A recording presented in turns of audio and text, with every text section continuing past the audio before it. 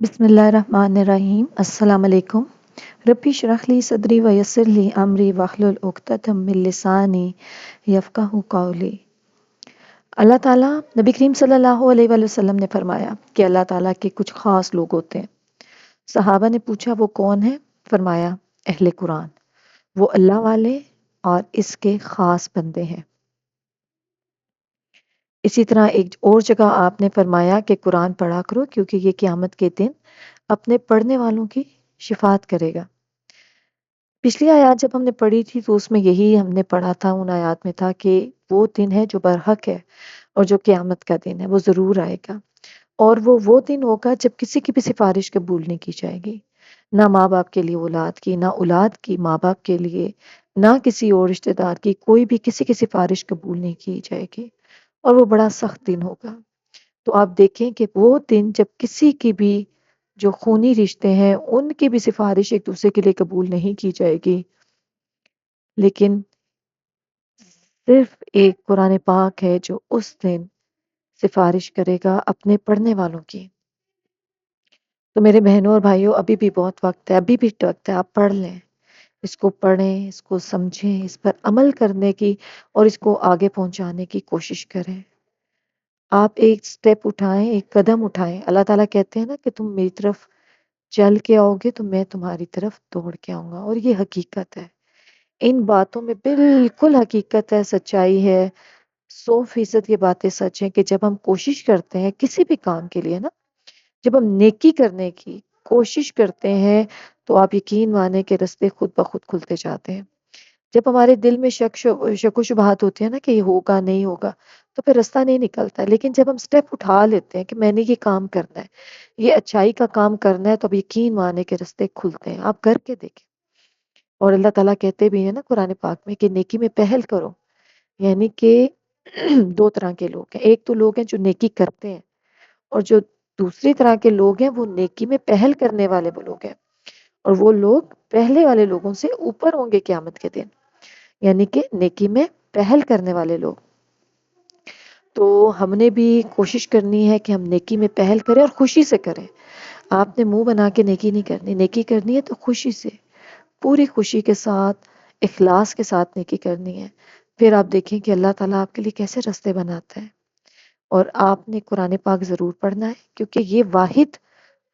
واحد وہ چیز ہے جو کہ قیامت کے دن اپنے پڑھنے والوں کی سفارش کرے گی، اور کسی کی سفارش کام نہیں آئے گی۔ تو آج ہم پڑھیں گے آیت نمبر 51 سے لے کے،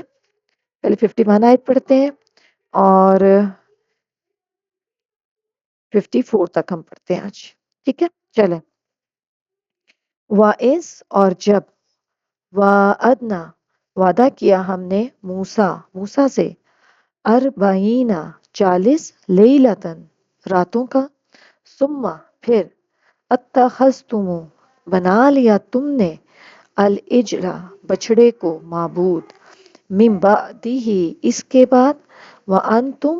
اور تم، ظالمون ظالم تھے، ثم پھر، عفونا درگزر کیا ہم نے، عنکم تم سے، من بعد ذالکا اس کے، لعلکم تاکہ تم، تشکرون شکر ادا کرو۔ وَإِذْ اور جب، آتینا دی ہم نے، موسیٰ کو، الکتابہ کتاب، والفرقان اور فرقان، لعلکم تاکہ تم، تہتدون ہدایت پاؤ۔ وَإِذْ اور جب، قَالَ کہا، موسیٰ نے، لِقَوْمِهِ اپنی قوم سے، یا قومی اے میری قوم، انکم بے شک تم، ظلمتم ظلم کیا تم نے، انفسکم اپنی جانوں پر، باتخاذکم بوجہ بنانے کے تمہارے، العجلہ بچڑے کو، معبود، فتوبوا پس توبہ کرو، الی طرف، بارئکم اپنے پیدا کرنے والے کے، فقتلوا تو قتل کرو، انفسکم اپنے آپ کو، ذالکم یہ، خیر بہتر ہے، لکم تمہارے لیے، عند نزدیک، بارئکم تمہارے پیدا کرنے والے کے، فتابہ پھر وہ مہربان ہوا، علیکم تم پر، انہو بے شک وہ، ہوا وہی ہے، التواب بہت توبہ کرنے قبول کرنے والا، الرحیم نہایت رحم کرنے والا۔ اور جب وعدہ کیا ہم نے موسیٰ سے 40 راتوں کا، پھر بنا لیا تم نے بچڑے کو معبود اس کے بعد، اور تم ظالم تھے۔ پھر ہم نے درگزر کیا تم سے اور اس کے بعد تاکہ تم شکر ادا کرو۔ وَإِذْ اور جب ہم نے دی موسیٰ کو کتاب اور فرقان تاکہ تم ہدایت پا جاؤ۔ اور جب کہا موسیٰ نے اپنی قوم سے، اے میری قوم، بے شک تم نے ظلم کیا ہے اپنی جانوں پر بوجہ بنانے کے تمہارے بچڑے کو معبود، پس توبہ کرو اپنے پیدا کرنے والے کی طرف، تو قتل کرو اپنے آپ کو، اور یہ بہتر ہے تمہارے پیدا کرنے والے کے نزدیک، پھر وہ مہربان ہوا تم پر، بے شک وہ وہی ہے بہت توبہ قبول کرنے والا، نہایت رحم کرنے والا۔ اب آپ کو پچھلی آیات میں ہم نے پڑھا تھا کہ جب اللہ تعالیٰ نے موسیٰ کو، حضرت موسیٰ علیہ السلام کو بلایا تھا کوہ طور پر کہ آپ آئیں، اور ان کو تورات دی گئی تھی، تو 30 دن کے لیے بلایا تھا، اور بیچ میں 10 دن اور ایڈ ہو کے پورے 40 راتوں کے لیے اللہ تعالیٰ نے حضرت موسیٰ کو بلایا تھا۔ تو ان کی قوم نے کیا کیا تھا؟ ان کی قوم نے، اور آپ یہ یاد رکھیے گا کہ یہ اس وقت کا وقت تھا کہ جب بنی اسرائیل کو ابھی آزادی نصیب ہوئی تھی فرعون سے، اور آپ نے پڑھا تھا کہ فرعون کتنا ظلم کرتا تھا بنی اسرائیل پر، ان کے بیٹوں کو ذبح کرتا تھا، ان کی بیٹیوں کو زندہ رکھتا تھا، اور ان پر اتنا ظلم ڈھاتا تھا، ان سے کام کرواتے تھے، ظلم کرتے تھے ان پہ، اور اللہ تعالیٰ نے حضرت موسیٰ کے ذریعے ان کو، بنی اسرائیل کو فرعون سے نجات دلائی تھی۔ اور یہ اس کے بعد کا واقعہ ہے، تو دیکھیں کہ یہ کتنی جلدی بھول گئے، سب کچھ بھول گئے، اللہ کے احسانات کو جو کچھ بھی تھے بہت جلدی بھول گئے۔ اور کیا ہوا کہ جب حضرت موسیٰ علیہ السلام کو اللہ تعالیٰ نے بلایا 40 راتوں کے لیے تورات دینے کے لیے، تو انہوں نے کیا کیا؟ بچڑے کو معبود بنا لیا۔ اب وہ بچڑا کس طرح تھا؟ جو بنی اسرائیل لے کے آئے تھے، کچھ سونا تھا ان کے پاس، جب فرعون کے لشکر سے جب یہ وہاں سے نکلے تھے تو سونا تھا ان کے پاس، تو ایک بندہ تھا سامری، اس نے کیا کیا؟ بنی اسرائیل کا ایک تھا سامری، اس نے کیا کیا؟ وہ سونے کا جو سونا تھا اس کو پگھلا کر اس نے ایک بچڑا بنا دیا، ٹھیک ہے، اور اس کو کیا کیا، اور لوگوں کو کہا کہ تمہارا معبود یہ ہے، اس کی پوجا کرو، ٹھیک ہے۔ تو یہ سارا واقعہ تھا جب حضرت موسیٰ پھر واپس آئے، تو چونکہ حضرت موسیٰ نے حضرت ہارون جو اپنے بھائی تھے ان کو نائب بنا کے بھیجا، وہاں پہ گئے تھے کہ میرے بعد آپ نے اپنی قوم کا خیال رکھنا ہے، بنی اسرائیل کا، اور سب سے آپ نے جو ان سے وعدہ لیا تھا، یہ کہا تھا کہ میری قوم کو تفرقے میں نہیں ڈالنا، مطلب ان میں کوئی فتنہ پیدا نہ ہو، ان میں تفرقہ نہ ہو، ان میں کوئی بھی ایسی توڑ پھوڑ نہ ہو، ان کو جوڑ کے رکھنا ہے آپ نے، ٹھیک ہے۔ تو پھر جب وہ واپس آئے تو انہوں نے حضرت ہارون سے، ان کو غصہ بھی آیا ان سے کہ کیوں آپ نے مجھے آ کے اطلاع نہیں دی، یا کیوں نہیں بتایا آپ نے، تو اس وقت انہوں نے یہی کہا تھا کہ میں اس لیے نہیں آیا تھا کہ یہ نہ ہو میرے پیچھے میری قوم کے اندر تفرقہ ہو جائے، یا یہ الگ الگ ہو جائیں، یا فتنہ پیدا ہو جائے، تو میں نے اس سے بچنے کے لیے میں آپ کے پاس نہیں آیا تھا۔ تو یہاں پہ پھر اللہ تعالیٰ کہتے ہیں، اللہ تعالیٰ ارشاد فرماتے ہیں کہ تم میرے اس احسان کو بھی یاد کرو کہ جب تم نے بچڑے کو پوجنا شروع کر دیا تھا اور میں نے تمہیں معاف کر دیا، یعنی یہ بھی اللہ تعالیٰ کا احسان دیکھیں،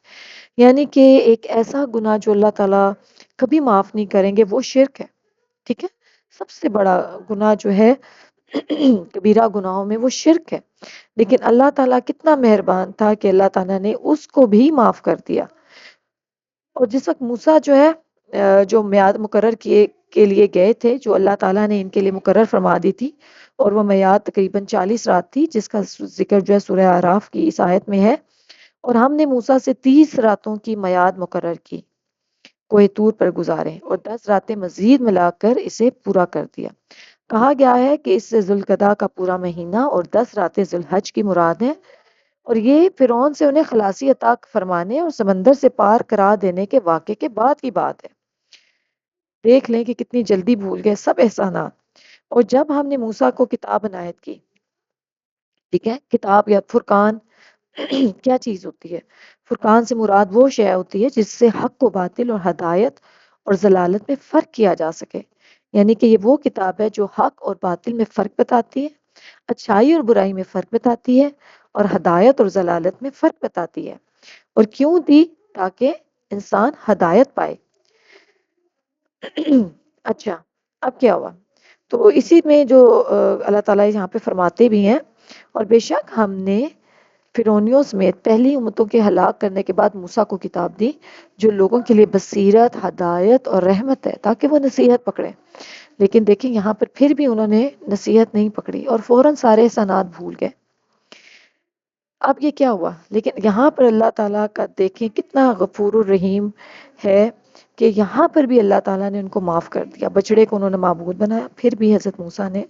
جب کی قوم نے یہ کام کیا تو اللہ تعالیٰ نے یہاں پر بھی ان کو معاف کر دیا۔ اب کیا ہوا؟ اب ظاہر ہے جب ہم کچھ غلطی کرتے ہیں تو ہمیں سزا تو ملتی ہے نا، اور یہ کوئی چھوٹی غلطی تو نہیں تھی۔ تو اب یہ کیا کیا گیا کہ پھر کیا ہوا کہ بنی اسرائیل نے بچڑے کو معبود بنا کر جس سنگین جرم کا ارتکاب کیا تو اللہ تعالیٰ نے ان کے اس جرم کی توبہ کس طرح قبول فرمایا؟ اب ظاہر ہے ان کو توبہ تو قبول ان کی فرمائی، لیکن کس طرح؟ اس میں فرماتے ہیں کہ موسیٰ علیہ السلام نے یہ ان سے اس وقت فرمایا جب ان کے دلوں میں احساس پیدا ہوا کہ بچڑے کی عبادت کر کے وہ سنگین جرم کے مرتکب ہوئے، یعنی جب ان کو احساس ہوا کہ یہ تو ہم سے بہت زیادہ غلطی ہو گئی ہے، اور جب وہ نادم ہوئے اور دیکھا کہ گمراہ ہو گئے تو کہنے لگے کہ اگر ہمارا پروردگار ہم پر رحم نہیں کرے گا تو ہم کو معاف نہیں فرمائے گا تو ہم ضرور برباد ہو جائیں گے۔ اب ان کو اپنی غلطی کا شدید احساس ہوا کہ یہ تو ہم سے بہت غلط کام ہو گیا، اور انہوں نے کہا کہ اگر اللہ تعالیٰ ہم کو معاف نہیں کریں گے تو ہم تو تباہ برباد ہو جائیں گے۔ تو اس موقع پر موسیٰ نے ان سے کہا، اے میری قوم، بے شک تم نے بچڑے کو معبود بنا کر اپنے آپ پر بڑا ظلم کیا ہے۔ ظلم تو کیا ہے اپنی جانوں پر، اتنی بڑی غلطی۔ تو انہوں نے اللہ تعالیٰ کے حضور توبہ کی کہ آپ ہمیں معاف کر دیں، اور حضرت موسیٰ نے ان کو کہا کہ اب تم توبہ کرو، اللہ سے معافی مانگو، ٹھیک ہے؟ ظاہر ہے اتنا بڑا آپ کا سنگین جرم ہے تو آپ اللہ کے سامنے معافی کرو، وہ تمہارا خالق ہے، وہ تمہیں ضرور معاف کرے گا، ٹھیک ہے؟ تو اللہ تعالیٰ نے فرمایا کہ ان کی توبہ کی صورت یہ تھی، تو اللہ تعالیٰ نے اب کہا کہ ٹھیک ہے آپ کی توبہ قبول ہوگی، لیکن کس طرح کہ ان میں سے ہر شخص اپنے سامنے آنے والے انسان کو تلوار سے قتل کر دے، خواہ وہ اس کا باپ ہو یا بیٹا، یا اس کے بات کی پرواہ نہ کرے کہ وہ کس کو قتل کر رہا ہے۔ دیکھیں اب کتنی بڑی، اب ان کو اب توبہ کس طرح قبول ہونی تھی کہ اللہ تعالیٰ نے ان کو فرمایا کہ ٹھیک ہے آپ اپنے آنے والے ہر انسان کو قتل کریں گے بغیر دیکھے کہ وہ آپ کا رشتہ دار ہے یا اس کے ساتھ آپ کا کیا رشتہ ہے، قتل کرنا ہے۔ اور اس طرح ان لوگوں نے بھی توبہ کر لی جو موسیٰ اور ہارون سے تو مخفی رہے تھے، مگر اللہ تعالیٰ کو ان کے گناہوں کا علم تھا، یعنی کہ جو چھپے ہوئے تھے ایک تو بظاہر تھے نا، جو سامنے تھے جنہوں نے بچڑے کی تھی پوجا کی تھی، وہ تو تھے ہی گناہ گار، اس کے علاوہ جو چھپے ہوئے تھے نا حضرت موسیٰ اور حضرت ہارون سے، لیکن اللہ تعالیٰ کو تو سب علم تھا۔ تو انہوں نے بھی کیا کیا؟ انہوں نے بھی توبہ کی، انہوں نے اپنے گناہوں کا اعتراف کیا اور وہ کام کیا جس کا اللہ تعالیٰ نے حکم دیا تھا، اور اس طرح اللہ تعالیٰ نے قتل کرنے والوں کو بھی معاف فرما دیا اور قتل ہونے والوں کو بھی۔ دیکھیں اللہ تعالیٰ کتنا مہربان ہے کہ یہاں پر پھر ان کو معاف فرما دیا، ٹھیک ہے؟ اور موسیٰ نے اپنی قوم کو اللہ تعالیٰ کے حکم سے فرمایا کہ وہ اپنے آپ کو قتل کرے۔ موسیٰ نے جب ان لوگوں کو اللہ تعالیٰ کا حکم سنایا، جنہوں نے بچڑے کو معبود بنایا تھا تو وہ بیٹھ گئے، اور جنہوں نے بچڑے کو معبود نہیں بنایا تھا وہ ہاتھوں میں خنجر پکڑ کر کھڑے ہو گئے۔ اس وقت زبردست اندھیرا چھا گیا اور انہوں نے ایک دوسرے کو قتل کرنا شروع کر دیا، اور جب اندھیرا چھٹ گیا تو معلوم ہوا کہ 70,000 انسان قتل ہو گئے تھے۔ اس طرح اللہ تعالیٰ نے قتل ہونے والوں کی بھی توبہ قبول فرما لی، اور جو بچ گئے ان کی بھی توبہ قبول فرما لی۔ تو یہ سزا ملی ان کو ایک بچڑے کو معبود بنانے کی کہ اللہ تعالیٰ نے کہا کہ آپ نے ظلم کیا ہے اپنے نفس پر، اب آپ نے کیا کرنا ہے؟ توبہ قبول کروں گا، لیکن اس سے پہلے آپ نے ہر اپنے سامنے آنے والے انسان کو قتل کرنا ہے۔ لیکن اس کے بعد پھر اللہ تعالیٰ نے ان کو درگزر کیا، معاف کیا، اور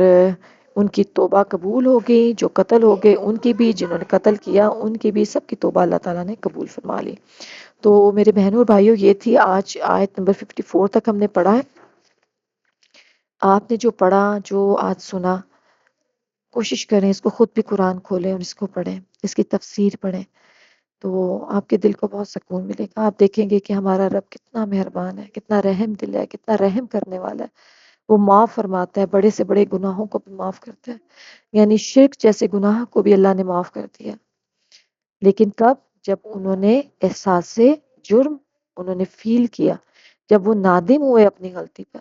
لیکن اگر ہم اپنی غلطیوں پر نادم ہی نہیں ہوں گے تو پھر اللہ تعالیٰ ہمیں کیسے معاف کرے گا؟ تو اگر ہم نے غلطیاں، ظاہر ہے ہم سب ہی گناہ گار ہیں، سب سے غلطیاں ہوتی ہیں، لیکن ہم نے کیا کرنا ہے کہ ہم نے نادم ہونا ہے اپنی غلطیوں پہ، اور اللہ تعالیٰ کے سامنے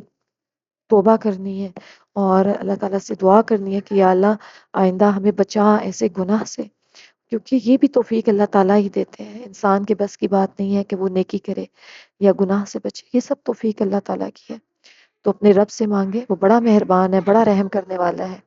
ملتے ہیں آپ سے دوبارہ۔ السلام علیکم ورحمۃ اللہ وبرکاتہ۔